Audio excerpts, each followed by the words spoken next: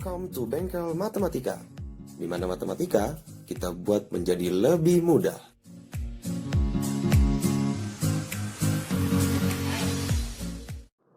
Oke, di video saya kali ini saya akan membahas soal tentang cara menentukan titik vektor di R3. Nah, soal ini sebenarnya adalah soal requestan dari sahabat kita yang namanya Siska Andara. Jadi Siska Andara minta tolong untuk dibuatkan video dari soal ini gitu ya. Nah, soalnya kan ada 3 ya, ada soal A, B, dan C. Yaitu yang A adalah titik P, yang B titik Q, dan yang C adalah titik R. Nah, dari 3 soal ini saya hanya membahas nanti 2 soal saja, hanya titik P dan titik Q saja yang saya akan gambarkan. Nah, nanti untuk yang titik R, teman-teman boleh coba sendiri nanti sesuai dengan penjelasan saya nanti cara menentukan titik untuk titik P dan untuk titik Q nantinya. Oke, saya langsung saja ke soal yang nomor pertama. Namun sebelumnya, untuk mengingatkan, pada saat kita mau membuat titik di R3, teman-teman butuh penggaris ya, butuh penggaris supaya nanti pada saat membuat membuat atau menentukan titiknya, menggambar titiknya itu gambarnya jadi presisi, jadi bagus gitu ya. Oke, untuk yang soal A titik P itu dia punya koordinat komponennya adalah 6,4,2. Nah, di mana sumbu X, sumbu Y, dan sumbu Z-nya semuanya dalam muatan positif. Nah, karena titik P ini semuanya dalam muatan positif, maka kita gambar saja sumbu X, sumbu Y, dan sumbu Z-nya yang positifnya saja. Yang negatifnya tidak usah digambarkan atau tidak usah dibuat di gambarnya gitu ya. Nanti itu akan jadi tambah bingung nanti kita membuat gambar titiknya. Oke, sekarang kita fokus ke koordinat yang ada di sumbu X-nya, yaitu 6 di sini ya. Ini kan ini X, ini Y, ini Z. Nah, di X-nya itu kan dia titiknya 6 gitu ya. Nah, ini 6 nih ya. Nah, sekarang kita buat garis yang sejajar dari sumbu Y, yang sejajar dengan sumbu Y, dari X sama dengan 6. Nah, jadi penggarisnya ini kita letakkan dulu di sumbu Y. Setelah itu kita tarik sampai ketemu di X sama dengan 6. Nah, perlu diperhatikan bahwa pada saat menarik penggarisnya itu harus lurus, jangan sampai goyang. Karena nanti gambarnya jadi miring nanti kalau misalnya goyang, kalau nggak lurus ya. Nah, ini kira-kira begini. Setelah itu buat garis putus-putus.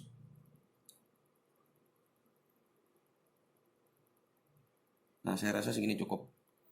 Nah, garis putus-putus yang warna hijau ini itu adalah garis yang sejajar terhadap sumbu Y pada X sama dengan 6. Nah, kalau misalnya pada sumbu yang sejajar dengan sumbu Y sudah, sekarang kita buat garis yang sejajar sumbu Z pada X sama dengan 6. Caranya bagaimana? Caranya letakkan penggarisnya di sumbu Z. Setelah itu geser sampai bertemu di X sama dengan 6. Nah, ini kan saya penggarisnya miring ya. Nah, saya ulang lagi nih, supaya nanti gambarnya jadi lurus. Nah, kira-kira begini. Kalau sudah ketemu di X-nya 6, baru tarik garis putus-putus. Nah, untuk di X sudah. X sama dengan 6 terhadap Y, terhadap Z-nya sudah. Sekarang kita ke koordinat si Y-nya. Si koordinat si Y-nya kan itu muatannya 4 ya, positif 4. Nah, karena dia positif 4, maka kita lakukan hal yang sama ketika kita membuat garis putus-putus di X sama dengan 6. Nah, sekarang kita mau buat garis putus-putus pada Y sama dengan 4. Berarti kita tarik garis yang sejajar dengan sumbu X pada Y sama dengan 4. Ini letakkan dulu penggarisnya di sumbu X. Kita geser searah sumbu Y sama dengan 4. Nah, kira-kira di sini kan ya. Kita tarik garis putus-putusnya.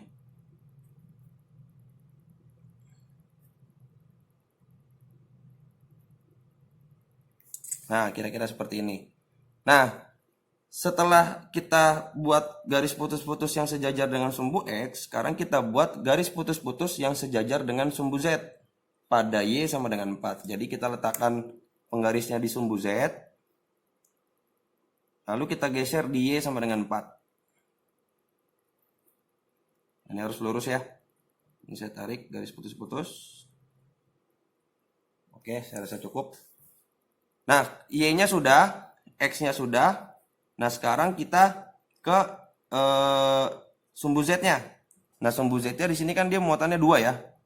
Nah, jadi lakukan juga hal yang sama seperti kita membuat garis putus-putus di Y dan di X. Jadi kita tarik garis yang sejajar dengan sumbu X pada Z sama dengan 2 karena di sini muatannya 2 Z-nya ya. Jadi ini X, kita letakkan penggarisnya di X. Kita dorong atau kita tarik ke atas ke Z sama dengan 2. Nah, kira-kira di sini. Saya tarik lagi putus-putusnya. Nah, ini kan sudah ya. Nah, sekarang terhadap sumbu X-nya sudah, sekarang terhadap sumbu Y. Jadi kita letakkan penggarisnya di sumbu Y, lalu kita geser ke Z sama dengan 2.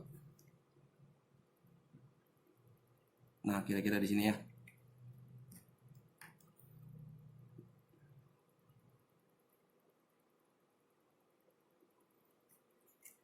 Nah, sekarang kita perhatikan pada garis merah dan garis hijau dia terdapat titik potong. Titik potongnya kan di sini ya. Nah, titik potong ini langsung kita tandai. Ini saya pakai spidol hitam aja tandainnya. Dan garis biru dengan garis merah di sini, dia juga punya titik potong kan ya. Nah, kita tandain lagi titik potongnya. Nah, ini kan garis biru dengan garis biru. Ya, tadi harusnya ini hijau ya, supaya menandakan ini dari X gitu ya. Tapi nggak apa-apa. Nah, ini kita tandain juga titiknya. Nah, setelah itu kita kita buat garis di sini dari titik ini, kita buat garis yang sejajar dengan sumbu Z. Ini sumbu Z kita buat dari titik ini nih ya. Kita buat garis yang sejajar dengan sumbu Z dari titik ini. Kita tarik ke atas.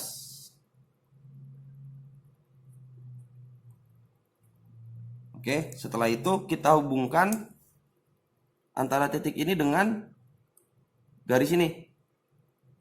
Garis yang tadi sejajar dengan sumbu Z di titik ini ya. Saya tarik. Nah, hingga akhirnya kan dia ketemu titik lagi tuh. Nah, kalau semua titik ini kita hubungkan, maka dia akan terbentuk seperti bangun ruang, yaitu balok ya. Ini jadi saya kalau hubungkan nih titik putus-putusnya, semua titiknya, dia akan terbentuk bangun ruang. Ini yang merah, yang warna-warna lain saya tiban.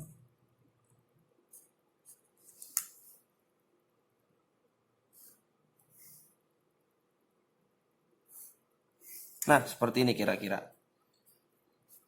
Nah, lalu di manakah si titik P itu berada? Nah, sekarang kita lihat ini kan 6, 4, 2. Artinya dia dari titik asal mau bergerak ke arah X 6 satuan, berarti ke sini.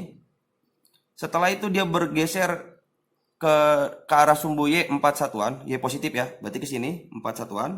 Karena kan di sini 4 ya, tuh 4. Dan setelah nyampe di sini di Y sama dengan 4 ya. Setelah itu dia bergerak ke atas 2 satuan, berarti di sini. Nah, inilah yang menjadi si titik P-nya. Nih titik ini. Titik inilah titik ini adalah titik P-nya.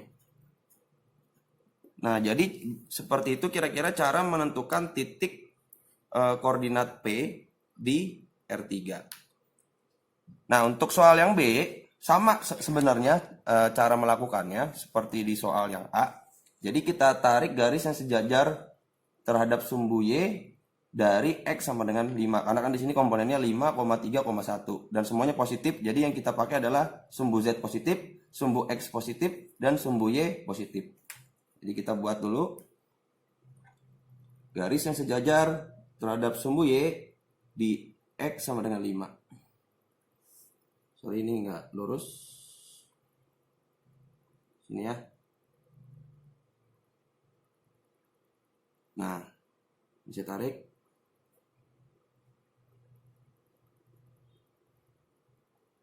Nah, udah cukup.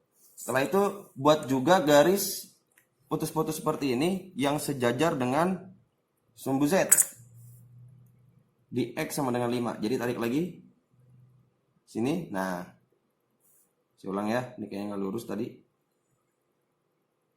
Nah, di sini baru buat.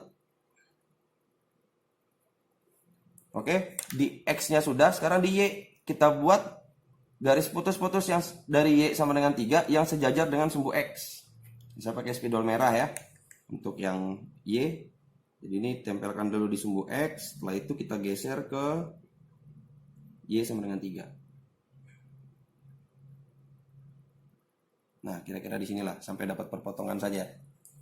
Nah, setelah itu juga buat garis putus-putus yang sejajar dengan sumbu Z pada Y sama dengan 3. Jadi ini di sumbu Z, saya geser ke arah sumbu Y. Ya, di sini aja cukup nih. Oke, X-nya sudah, Y-nya sudah, sekarang Z-nya. Kita buat garis putus-putus dari Z sama dengan 1 yang sejajar dengan sumbu X.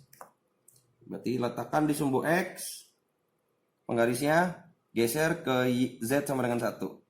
Nah, di sini kira-kira. Berarti saya pakai biru aja. Sampai di perpotongannya saja ya. Oke, cukup. Setelah itu buat juga garis putus-putus yang sejajar dengan sumbu Y di Z sama dengan 1. Saya geser. Nah, sampai sini.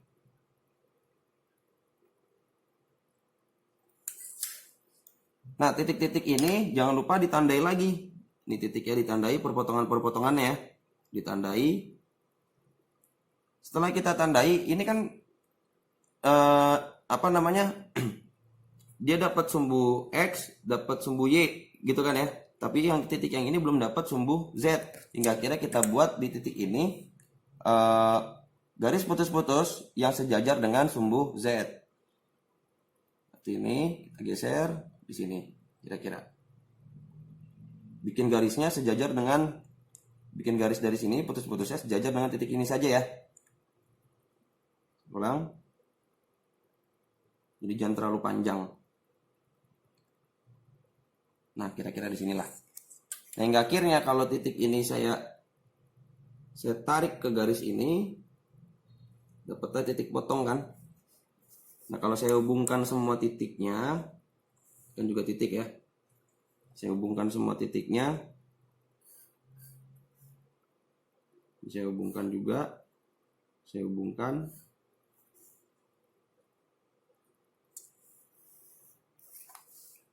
Ini gini aja deh. Saya hubungkan juga, ini juga. Semua titik-titiknya kita hubungkan ya. Kalau sudah kita hubungkan, maka terbentuklah dia seperti balok. Nah, untuk yang Q artinya juga sama. Dari titik asal yaitu 0,0 atau O, kan titik O-nya di sini ya. Ini titik O. Dari 0,0 dia mau bergerak 5 satuan ke arah sumbu X positif. Berarti kan di sini. Dia bergerak 5 satuan ke arah sumbu X positif. Tek, dapatlah di sini. Di titik ini. Nah, setelah itu yang X sudah, dia bergerak ke arah sumbu Y positif, yaitu 3 satuan. Berarti kan kalau Y yang positif itu kan ke kanan ya, bukan ke kiri. Kalau ke kiri kan negatif, karena di sini positif. Berarti dari titik ini tadi, setelah melangkah 5 satuan ke X, dia melangkah 3 satuan ke Y, berarti ke sini. Berhentilah di titik ini. Setelah itu dia akan mau melangkah searah sumbu Z 1 satuan. Sumbu Z itu kan ke atas ya, karena di sini positif ya. 1 satuan berarti dia ke atas ini. Nah, nyampe lah dia di sini. Hingga akhirnya titik Q-nya berada pada di sini nih. Ini titik Q-nya nih. Ini adalah si titik Q-nya dengan koordinat 5,3,1. Nah, ini juga tadi saya lupa tulis ya. Ini 6,4,2. Nah, jadi seperti itu cara kita untuk membuat atau menggambarkan titik koordinat vektor di R3.